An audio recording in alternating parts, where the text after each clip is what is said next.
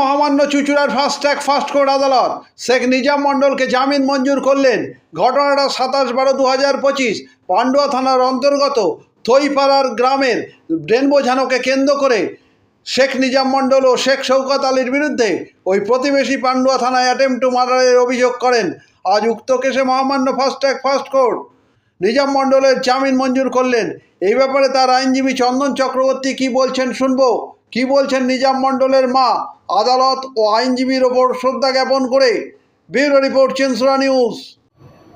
ঘটনাটি হচ্ছে পান্ডুয়া থানার অন্তর্গত থইপাড়া গ্রামের বাসিন্দা শেখ নিজাম মণ্ডল এবং শেখ শওকত আলীর বিরুদ্ধে তার প্রতিবেশী একটি ড্রেন বোঝানোকে কেন্দ্র করে পান্ডুয়া থানায় তাদের বিরুদ্ধে একটি মিথ্যা অ্যাটেম্প্ট টু মার্ডার কেসে অভিযোগ দায়ের করে।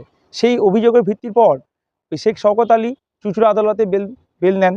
তারপরে শেখ নিজাম মণ্ডল গত ইংরাজি 27/4/2026 তারিখে ভলেন্টারিলি সারেন্ডার করেন চুঁচুড়া সিজিএম আদালতে। এরপর সিজিএম আদালত তাকে বেল রিজেক্ট করেন এবং সে জেল কাস্টডিতে থাকে। তারপর এই মামলাটি আমার কাছে আসে আজ ইংরাজি 4/7/2026 তারিখে মহামান্য ফাস্ট ট্র্যাক কোর্ট এই মক্কেলকে, আমার যে মক্কেল শেখ নিজাম মণ্ডলকে জামিন মঞ্জুর করেন। আমি আগেও বলেছি, এখনও বলছি যে বিচার ব্যবস্থার ওপর ভরসা রাখুন, আইনের ওপর ভরসা রাখুন, আস্থা রাখুন। সুবিচার তো অবশ্যই পাবেন। তো মহামান্য আদালত ফাস্ট ট্র্যাক কোর্ট আজকে আমার মক্কেলকে জামিন দিয়েছেন, জামিন মঞ্জুর করেছেন। আমি এতে অত্যন্ত খুশি এবং আমি আপামর জনগণের কথা বলবো এবং লিটিগেন্ট পিপল যারা আছেন তাদের জন্য বলবো যে আইনের ওপর ভরসা রাখুন, সুবিচার অবশ্যই পাবেন।